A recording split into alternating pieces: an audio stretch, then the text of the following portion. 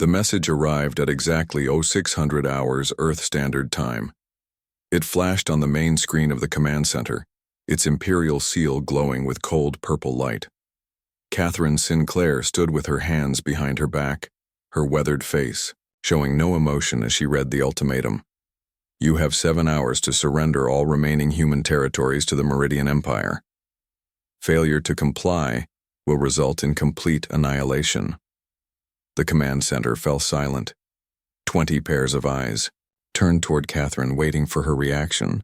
At 62 years old, she had led Earth's defense forces for over 2 decades.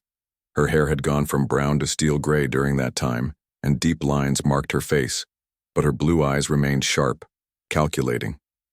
Admiral, they've positioned 5 dreadnoughts at the edge of our system, said Lieutenant Alan Maxwell, his young voice breaking the silence. Sensors confirm they're arming planet-killer weapons. Catherine nodded slightly. And our status?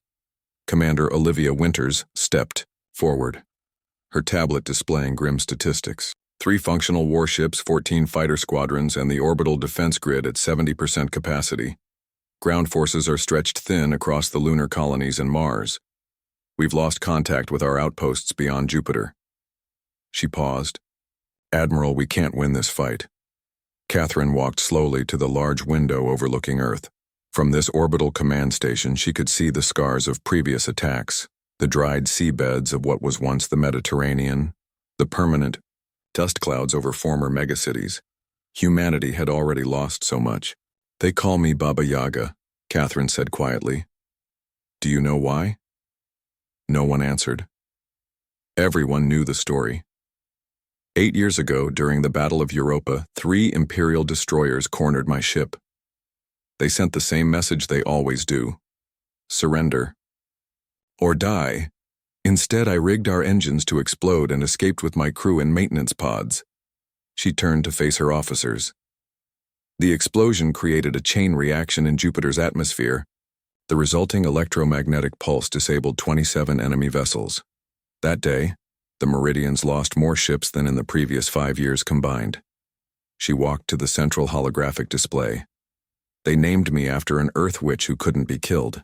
Their soldiers tell stories about me to scare each other. A thin smile crossed her face. Good. Fear is a weapon. With all due respect, Admiral, said Commander Winters. That was years ago. We're out of tricks and running out of time. Catherine tapped on the display, bringing up an image of the Meridian Emperor. Overlord Zaxxas VIII appeared almost human, except for his violet eyes and the ceremonial golden implants embedded in his bluish skin. He ruled over 10,000 star systems and hundreds of alien races.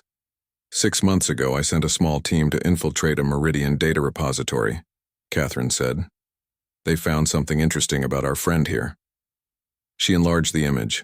The Emperor is performing the Ritual of Ascension today, a ceremony that happens once every 50 years when their triple moons align. During this time, he cannot wear his protective shields or be surrounded by his usual security. Murmurs spread through the command center. You're not suggesting... Alan started. I'm not suggesting anything, Catherine interrupted. I'm telling you my plan. I'm going to kill the Emperor. The room exploded in objections. Admiral, that's insane.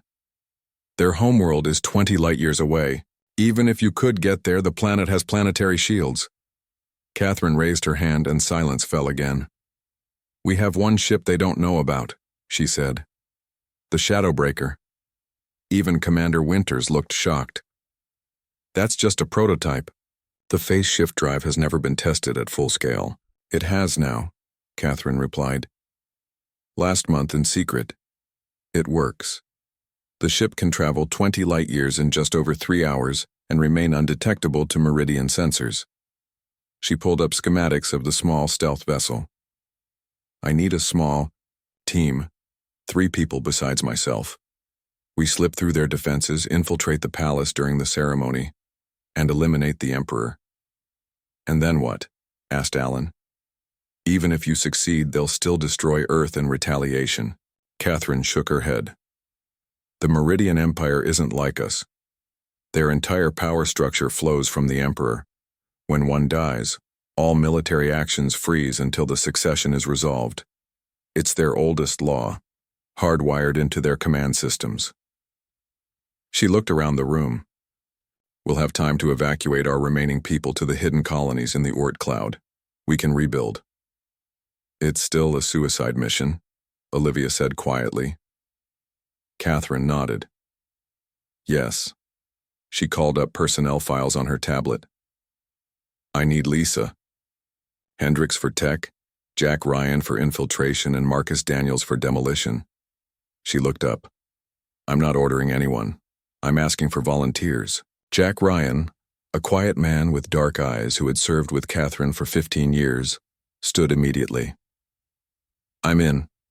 Lisa Hendricks, barely 30 with a genius for breaking Meridian systems, nodded next.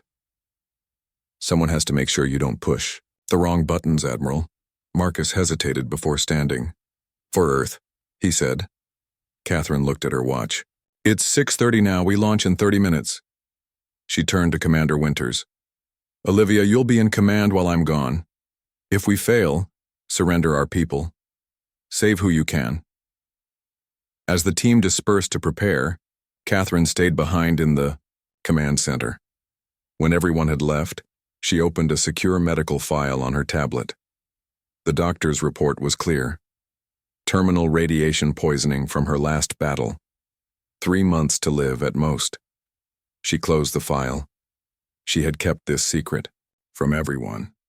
The pain medication had allowed her to function normally, but soon the symptoms would become impossible to hide. This mission was her last chance to make her death mean something. Catherine looked once more at the earth below. She thought of her childhood home in the mountains of what was once called Colorado, now under alien occupation.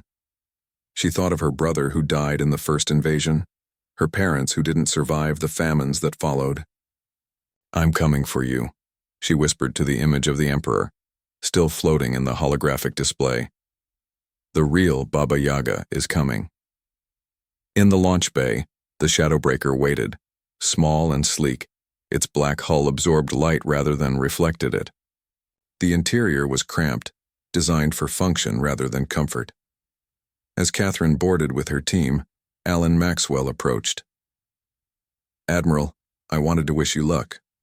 She nodded. Take care of them if we don't come back. How will we know if you succeed? He asked. Catherine smiled grimly. When the Meridian ships suddenly break formation and start fighting each other, you'll know the Emperor is dead. The launch doors opened to reveal the vast darkness of space. In the distance, the Meridian. Dreadnoughts loomed like enormous predators waiting to strike. 7 hours to save humanity, Jack said from his station. Catherine took her place at the command chair. We won't need that long. The Shadowbreaker slipped from the bay, invisible to enemy sensors, beginning its journey toward the heart of the Meridian Empire. Catherine felt a strange calm settle over her. After decades of fighting a defensive war, she was finally bringing the fight to the enemy. The galaxy was about to learn why they called her Baba Yaga. 3 weeks later, Lisa stood at the window of Earth's orbital command station. Below, thousands of ships filled the space around the planet, civilian transports carrying people to the hidden colonies, military vessels preparing defensive positions, and supply ships moving essential resources. The door behind her opened. Commander Winters entered, looking tired but determined. The last refugee ships will launch tomorrow, Winters said. We've evacuated nearly 60% of Earth's remaining population. And the rest? Lisa asked. Those who want to stay will stay. We've strengthened the underground shelters and distributed what weapons we can. Lisa nodded. Since returning from Meridian Prime, she had worked tirelessly to prepare Earth's defenses. Her wound had healed, leaving a scar that pulled at her shoulder whenever she moved too quickly. Any word from our intelligence network? She asked. Winters handed her a tablet. The latest reports from our spies in Meridian space. 3 separate factions are now claiming the throne. Prince Helios controls the largest battle fleet. Princess Selene holds the capital and the ceremonial relics. And a previously unknown heir named Zorax has emerged from the outer colonies with Significant support. They're too busy fighting each other to worry about us, Lisa noted. For now, Winters agreed. But eventually, one of them will win, and then they'll remember who killed their emperor. Lisa touched the small metal pin on her uniform, a stylized hut with chicken legs, the symbol of Baba Yaga from Old Earth folklore. All Earth military now wore this emblem, a reminder of Catherine's sacrifice. When they come, we'll be ready, Lisa said. A young lieutenant entered the room. Commander, we're receiving a transmission from Meridian Space. It's on all frequencies. They moved quickly to the command center. The main screen showed static, then cleared to reveal a Meridian face. Not the blue skin of the royal family, but the darker azure of the warrior caste. I am Fleet Admiral Thoran of the Imperial Navy, the Meridian said in carefully pronounced English. I request communication with the one you call Baba Yaga. Whispers spread through the command center. Everyone knew Catherine was dead, but the Meridians apparently did not. Winters stepped forward. This is Earth Command. Admiral Sinclair is not available. State your purpose. The Meridian's face revealed no emotion. Their species was not known for expressive features. Then I will speak to whoever commands in her absence. I represent a faction of the Imperial Navy that wishes to negotiate. Winters and Lisa exchanged glances. This was unexpected. I am authorized to speak for Earth, Winters said. What do you propose? The death of Emperor Zaxxas has thrown our empire into chaos. 3 heirs fight for the throne and our military is divided. Many of us have lost faith in the royal family. Their endless wars have cost too many lives. And? Winters prompted. And we wish to propose a ceasefire. Not just temporary, but permanent. Many in our military now believe the stories about Baba Yaga, that she is not just one human but the spirit of Earth itself, that she can never truly be killed. Lisa had to suppress a smile. Catherine's reputation had grown even in death. Admiral Thoran continued, We have reviewed the events on Meridian Prime. One human woman infiltrated our most secure facility and killed our emperor, who was protected by thousands of guards and automated systems. She did not just kill him, she broke our empire. Such a warrior deserves respect. What are your terms? Winters asked. We will recognize Earth and all human colonies as sovereign territory, exempt from imperial control. In return, we ask that you share the technology used to disrupt our command systems, so we may protect against similar attacks in the future. Winters muted the transmission and turned to her officers. Thoughts? It could be a trap, said one. Or an opportunity, said another. Lisa studied the Meridian Admiral on the screen. I believe he's sincere. Their empire is fracturing. They're looking for a way to save what they can. And the technology they're asking for? We can give them an altered version, Lisa suggested. Something that appears to work but has limitations we understand. Winters nodded and reactivated the transmission. We are willing to discuss your proposal, Admiral Thoran, but we will need guarantees, verifiable withdrawal of all Meridian forces from human space, return of occupied territories, and exchange of prisoners. The Meridian inclined his head slightly. Acceptable as a starting point for negotiations. We will send a diplomatic vessel to coordinates of your choosing. We'll transmit the details shortly, Winters said. Earth Command out. The screen went dark. For a moment, no one spoke. After years of desperate fighting, the possibility of peace seemed almost unreal. Finally, Lisa broke the silence. Catherine would have been suspicious. Winters smiled slightly. Catherine would have prepared for peace while expecting war, so that's what we'll do. Over the next several days, preparations for the diplomatic meeting consumed the command center. A neutral location was chosen, an uninhabited moon in a star system bordering human and Meridian space. Security protocols were established, and the best human negotiators were assembled. Lisa was assigned to the technical team, responsible for the modified version of the quantum device.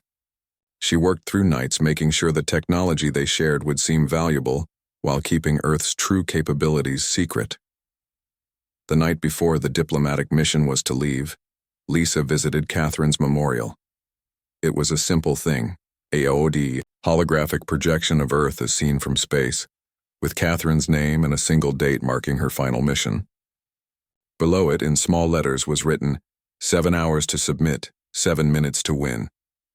I hope we're doing the right thing, Lisa said to the memorial. Trusting them at all feels wrong after everything they've done. Talking to ghosts, Hendrix?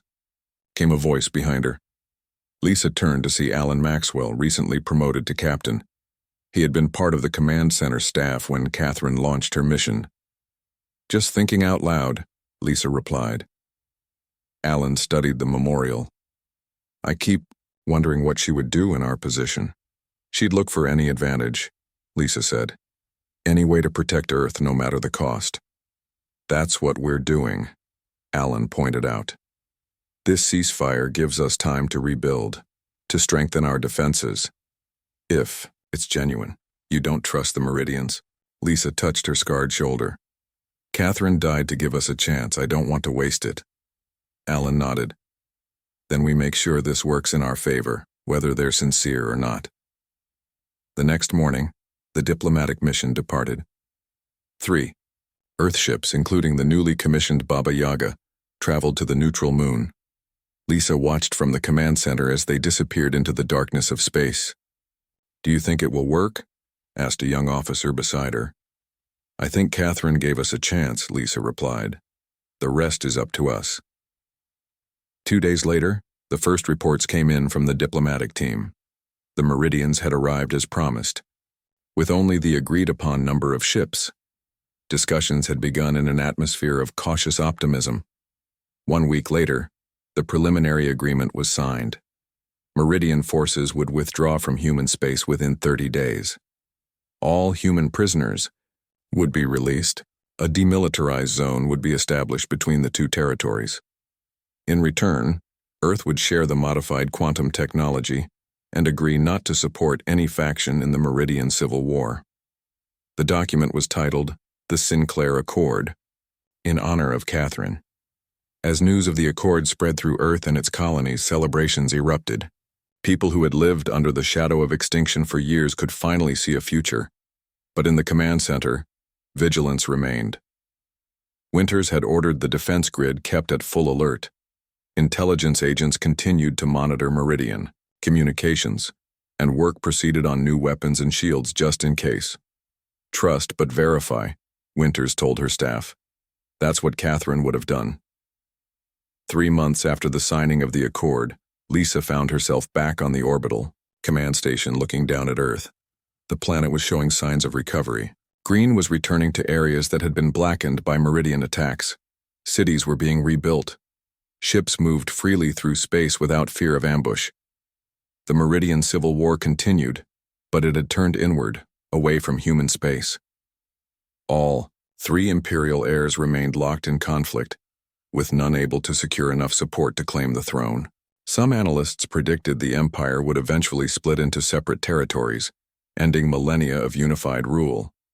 Lisa was preparing for a new assignment, leading a technical team to one of the outer colonies to upgrade their defense systems. Before leaving, she had one last duty to perform. In a small, secure laboratory deep within the station, she faced a group of young engineers. On the table before them lay the actual quantum device that Catherine had used. Not the modified version shared with the Meridians, but the real thing, recovered from the Emperor's body by a team of human agents who had infiltrated Meridian, primed during the chaos. This, Lisa told the engineers, is how one woman broke an empire. Your job is to understand it completely, improve it, and develop countermeasures in case the Meridians ever create something similar.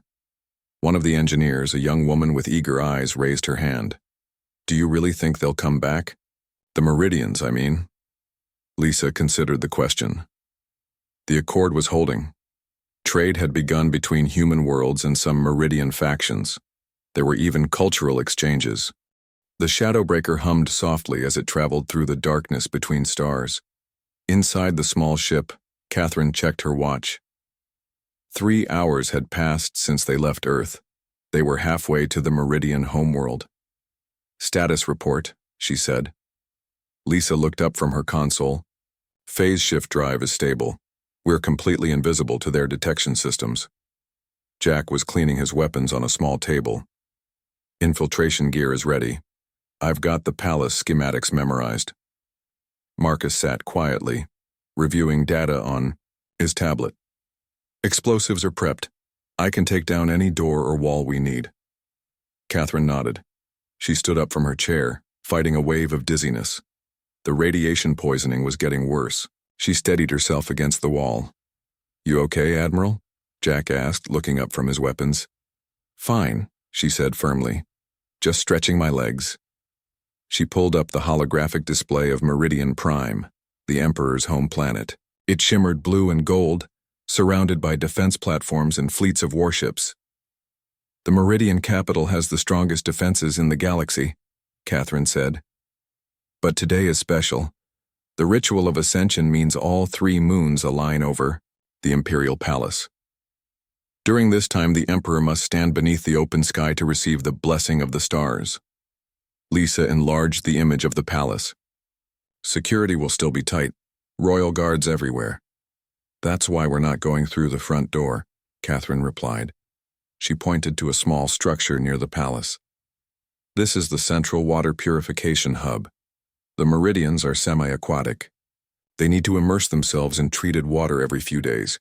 The hub connects directly to the palace via underground tunnels. Jack nodded appreciatively. Clever. Security will be lighter there. We'll split into 2 teams once inside, Catherine continued. Lisa and I will head for the palace control center. Jack and Marcus will create a diversion in the east wing. Marcus looked up from his tablet. What kind of diversion? Catherine smiled. The loud kind.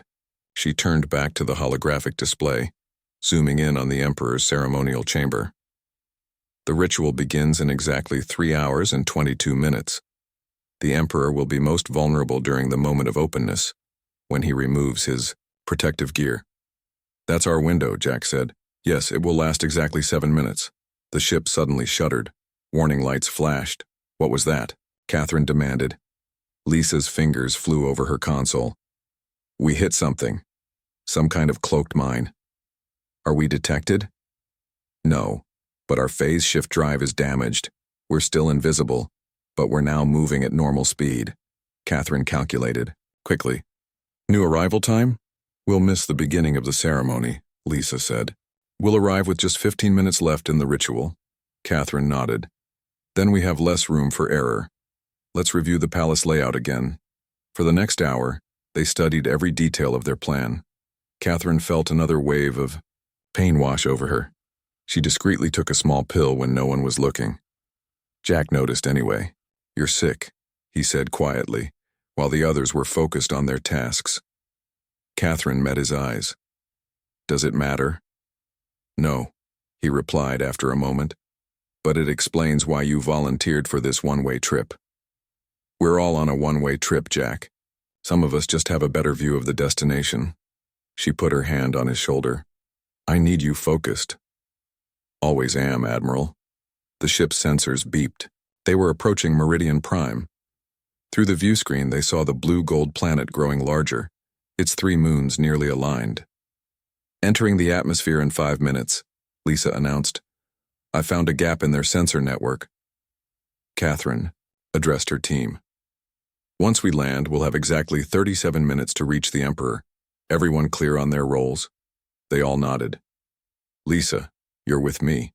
We go for the control center, then the ceremonial chamber. Jack and Marcus, you create chaos elsewhere. Marcus closed his tablet. I have 7 separate explosive packages. Each one can take down a major structure. Good. Questions? Jack raised his hand slightly. What's the extraction plan? Catherine looked at him steadily. There isn't one. No one spoke for a moment. Then let's make it count, Lisa said finally. The Shadowbreaker entered the atmosphere, turbulence shaking the small craft. They flew low over vast oceans and elegant spires of the Meridian capital. The ship's cloaking technology kept them invisible. As they approached their landing zone, a small maintenance area near the water purification hub. 1 minute to landing, Lisa said. Catherine checked her weapons one last time, a Meridian pulse pistol and a small knife made of rare earth metals that could penetrate the Meridian's naturally tough skin. She also carried a small device that looked like a simple bracelet. This was her secret weapon, developed by Earth scientists based on stolen Meridian technology. It could disrupt the unique brainwave patterns of the Emperor, effectively severing his connection to the Empire's linked command systems. The ship touched down silently among large water filtration tanks. No alarm sounded. "We're clear," Lisa whispered. They exited quickly, the warm, humid air of Meridian Prime hitting them like a wall. The gravity was slightly lighter than Earth's, giving them a small advantage. The sky above was deep purple, with the 3 moons nearly aligned in a perfect triangle. "This way," Catherine said, pointing to a service entrance. Lisa pulled out a small device and pressed it against the door's security panel. The lock clicked open seconds later. Inside, the air was even more humid. The corridor was filled with large pipes carrying water throughout the facility. They moved quietly, following the path they had memorized. "First junction ahead," Jack whispered. "Security station." Catherine peered around the corner. 2 Meridian guards stood at a control panel. Their bluish skin glistened under the lights, and their uniforms' golden emblems marked them as standard security, not elite guards. "I'll handle this," Jack said. He took out a small canister and rolled it toward the guards. It released a colorless gas specifically designed to affect Meridian physiology. The guards slumped to the floor within seconds. "Move," Catherine ordered. They dragged the unconscious guards into a storage room and continued deeper into the facility. Soon they reached a large chamber filled with enormous filtration tanks. "The palace access tunnel should be on the far side," Lisa said, checking her device. Suddenly, a group of workers entered from another doorway. The humans froze, but it was too late. They had been seen. One of the workers shouted in the liquid-sounding Meridian language and reached for an alarm panel. Marcus reacted first. He threw a small object that expanded into a net, entangling the workers. Jack moved in quickly, using the gas to render them unconscious. "We're still good," Catherine said, "but we need to move faster." They crossed the filtration chamber and found the access tunnel. It was narrow and dark, designed for maintenance, not comfort. "This will take us directly beneath the palace," Catherine said. "From there we split up." They moved through the tunnel in single file. Catherine led, fighting against another wave of pain. Her vision blurred momentarily, but she pushed forward. After 20 minutes of careful movement, they reached an access hatch with the Imperial seal. "We're under the palace now," Lisa whispered. Catherine checked her watch. "The ceremony has already started. The moment of openness begins in 17 minutes. She turned to Jack and Marcus. "You know what to do. Get to the East Wing and make a lot of noise. Draw as many guards as possible away from the ceremonial chamber." Jack nodded. "It's been an honor serving with you, Admiral." "The honor has been mine," Catherine replied. "Now go." Jack and Marcus disappeared down a side passage, moving silently despite their heavy equipment. Catherine turned to Lisa. "The control center first. We need to disable the automated security systems." They ascended through another hatch and found themselves in a quiet service corridor within the palace. The walls were made of some pearlescent material that seemed to glow from within. The floors were inlaid with symbols of the Meridian Empire, stars and ocean waves intertwined. 2 levels up, Lisa said, consulting her device. They found a service lift and rode it in silence. When the doors opened, Catherine raised her hand in warning. Voices were approaching. They ducked into an alcove as 2 Meridian nobles passed, by their ceremonial robes glittering with embedded jewels. "Everyone's heading to the ceremony," Lisa whispered. "That works in our favor." They continued through the remarkably empty corridors until they reached the door to the control center. Unlike the simple security in the water facility, this door had multiple layers of protection. Lisa connected her device to the security panel. "This will take a few minutes," she said. Catherine nodded, keeping watch. In the distance, she heard a muffled explosion. Jack and Marcus had begun their diversion. Alarms started blaring. Over the palace announcement system, orders were being shouted in Meridian. Jack's right on schedule, Catherine said. How much longer? Almost there, Lisa replied. The security panel flashed green and the door slid open. Inside, 3 technicians looked up in shock. Catherine fired her pulse pistol 3 times in rapid succession. The technicians fell without a sound. Get me into their systems, Catherine ordered. Lisa sat at the main console. Their language is complex, but I've been studying it for years. Her fingers moved expertly over the alien controls. I'm in. Disabling automated security now. Catherine watched in horror as Jack collapsed on the security feed. Marcus was speaking to the royal guards, pointing in the direction of the Great Hall. He's telling them where we are, Catherine said. We need to move now. But the Emperor's shields are still active, Lisa protested. Catherine's mind raced. Their plan was falling apart. She looked at her watch. 90 seconds until the moment of openness. Change of plans, she said. We can't wait for the ceremony. She pulled Lisa into a small service corridor just as a group of royal guards rushed past, heading for the Great Hall. The ceremony will be interrupted, Catherine said. We need another way to the Emperor. Lisa pulled up the palace schematics on her device. There's a maintenance passage that runs above the Great Hall. We might be able to get to the Emperor from there. They found a service ladder and climbed quickly. Catherine's body protested with each movement, but she pushed through the pain. At the top, a narrow passage stretched before them, dimly lit by emergency lighting. This way, Lisa whispered. They crawled through the passage until they were directly above the Great Hall. Through small ventilation slits, they could see the ceremony below. The Emperor stood on his platform, surrounded by priests in elaborate robes. The 3 moons were visible through the open ceiling, almost perfectly aligned. 30 seconds until the moment of openness, Lisa said. Catherine could see royal guards entering the hall, speaking urgently to officers near the doors. The alarm hadn't been raised yet, but it would be soon. There's a maintenance hatch 10 meters ahead, Lisa said. It will put us on a balcony overlooking the ceremony. They moved forward. Catherine could feel blood seeping through her uniform. Her illness was progressing faster than expected. She ignored it. They reached the hatch and carefully opened it. Below them was a small observation balcony, currently empty. They dropped down silently.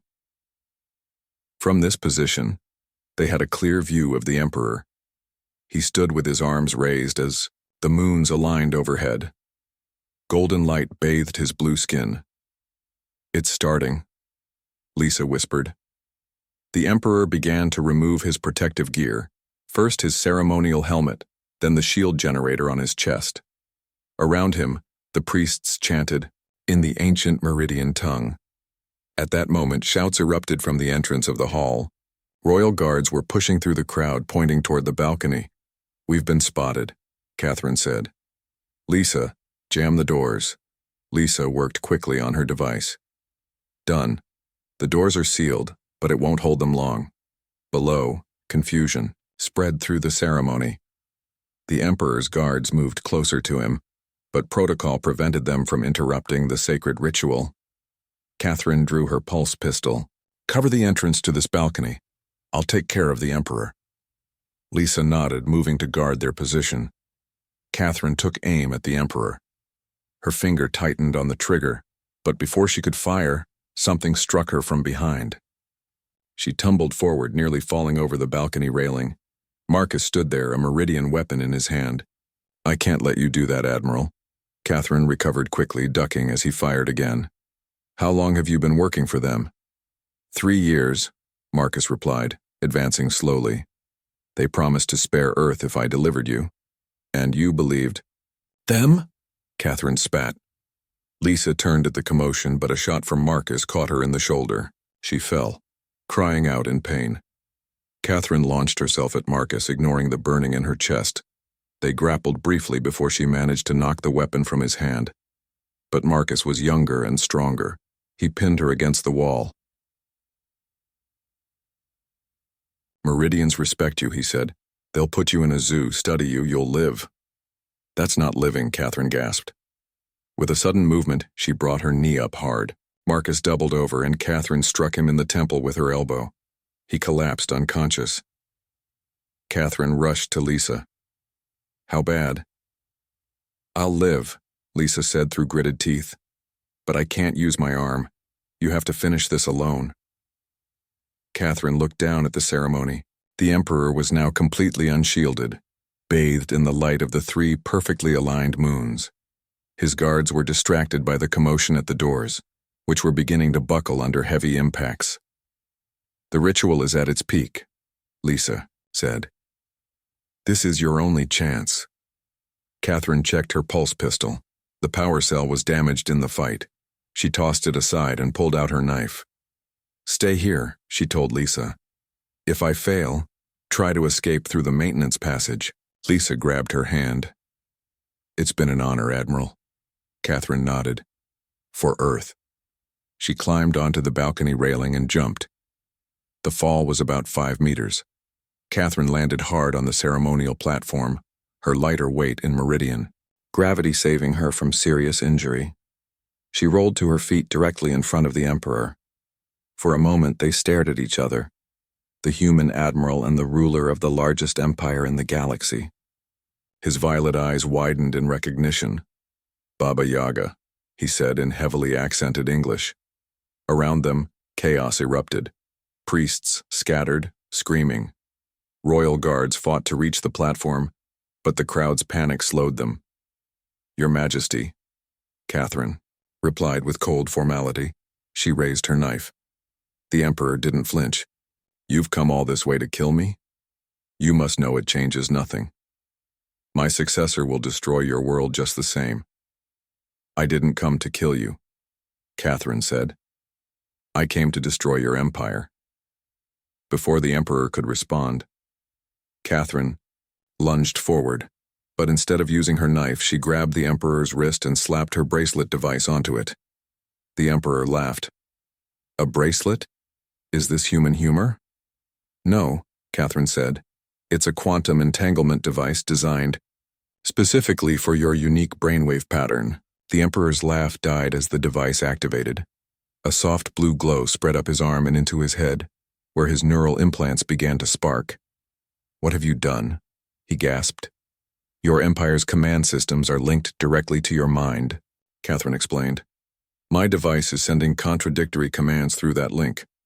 Right now, every ship in your fleet is receiving orders to fire on each other. The Emperor tried to pull off the bracelet, but it had fused to his skin. Guards, he shouted. Royal guards finally broke through the crowd, weapons raised. Catherine knew she had seconds to live. The Emperor fell to his knees, golden blood trickling from his nose. How did you know about the neural link? It's our most guarded secret. Catherine smiled grimly. You're not the only ones who can plant spies. The guards were almost upon them. Catherine raised her knife, knowing it was her last act. Suddenly, a massive explosion shook the great hall. The guards were thrown back by the blast. Catherine looked up to see Lisa on the balcony, Marcus's weapon in her good hand. Run! Lisa shouted. Catherine grabbed the dying Emperor by his ceremonial robes. I need him a little longer. The quantum device needed another minute to complete its work. Lisa provided covering fire as Catherine dragged the Emperor toward a side exit. Royal guards pursued them, but Lisa's expert shots kept them at bay. They made it to a small antechamber. The Emperor was barely conscious now, the device still glowing on his wrist. Your people called me a witch who couldn't be killed, Catherine said to him. They were wrong. I'm just a soldier who doesn't fear death. The Emperor's violet eyes focused on her face. Why not just assassinate me? Why attack our command systems? Because I want your people to understand the cost of war, Catherine replied. Every family in your empire will lose someone today, just as every human family has. They'll remember this day, and they'll think twice before attacking us again. Lictio. Emperor's body convulsed as the device completed its work. His neural implants overloaded and he collapsed, dead. Catherine checked her watch. From the moment she landed on the platform to the Emperor's death, exactly 7 minutes had passed. She looked up as Lisa entered the antechamber. It's done, Catherine said. Lisa nodded, clutching her wounded shoulder. But we're trapped. The palace is on full alert. I know another way out, Catherine said, though she felt her strength fading rapidly. The excitement of battle had kept her going, but now her illness was catching up with her. They moved through a series of small corridors, avoiding the main hallways. Twice they encountered guards, but Catherine dispatched them silently with her knife. Where are we going? Lisa asked as they descended a narrow staircase. Back to the water system, Catherine replied. If we can reach the tunnels, we might find a way out of the city. They were nearing the access point when Catherine stumbled. Blood soaked the front of her uniform now. Lisa caught her. You need medical attention. Too late for that, Catherine said. I've been dying for months. Radiation poisoning from the Battle of Proxima. Understanding dawned on Lisa's face. That's why you volunteered for this mission. Catherine nodded weakly. Get back to Earth, tell them what happened here. I'm not leaving you, Lisa protested. A loud explosion shook the palace. Through a nearby window, they could see Meridian warships in the sky, firing on each other. The quantum device had worked. The succession crisis has begun, Catherine said, with satisfaction. Their military will be paralyzed for weeks. More guards were approaching. Catherine could hear them shouting. Go, she ordered Lisa. I'll hold them off. Lisa hesitated, then nodded. She knew the mission came first. What should I tell them about you? Catherine smiled. Tell them Baba Yaga completed her last hunt. Lisa crawled through the dark tunnel, pain shooting through her wounded shoulder. Behind her, she could hear the sounds of combat. Catherine's last stand. Then silence. She fought back tears. There would be time to mourn later if she survived. Right now, her duty was to return to Earth with news of their success. The tunnel led back to the water purification hub. Lisa moved carefully, avoiding the workers they had encountered earlier. She reached the exit and peered outside. The entire city was in chaos. Alarms blared everywhere. In the sky, Meridian ships fired at each other, their weapons creating beautiful but deadly light shows. Thank you, Catherine, Lisa whispered. She needed to find a way off the planet. The shadow breaker was useless. With only one arm functioning, she couldn't fly it alone. She needed another option. Lisa remembered something from their intelligence briefings. The Meridians maintained several small transport hubs around the capital for diplomatic visitors. If she could reach one, she might be able to steal a ship. She checked her device. The nearest hub was 2 kilometers east. She set off, keeping to shadows and back alleys. The city's confusion worked in her favor. Everyone was too busy looking at the sky to notice a lone human. Halfway to the transport hub, Lisa encountered a group of panicked Meridian civilians. They scattered at the sight of her, screaming something that sounded like Baba Yaga. Catherine's reputation had spread to the civilian population. Lisa reached the transport hub just as the largest Meridian warship in orbit exploded spectacularly. The quantum device had triggered a chain reaction through the command systems. Ships were firing on friendly targets, defensive platforms were attacking their own cities, and communication networks were collapsing. The transport hub was nearly deserted. Most of the staff had fled. Lisa slipped inside and found a small, sleek vessel designed for atmospheric and short space flights. It wouldn't get her to Earth, but it might reach one of the Meridian colonies where she could find a better ship. Using her technical skills, Lisa bypassed the security and started the engines. The ship rose smoothly into the chaotic sky, unnoticed among dozens of other vessels fleeing the capital. As she left the atmosphere, Lisa looked back at the blue-gold planet. Somewhere down, there lay the body of Catherine Sinclair, the woman who had just changed the course of the war. I'll make it home, Lisa promised. Your story will be told. She set course for the nearest Meridian colony, a small outpost, 3 light-years away. The ship's navigation system was unfamiliar, but Lisa had studied Meridian technology for years. She could make it work. During the flight, she treated her wound as best she could with the ship's medical supplies. The Meridian medicine stung terribly, but stopped the bleeding. She would need proper treatment soon, but it would keep her alive for now. Lisa thought about Jack, killed by Marcus's betrayal. She wondered if Marcus had survived or if Catherine had dealt with him. Either way, the mission had succeeded against impossible odds. The Emperor was dead, and the outpour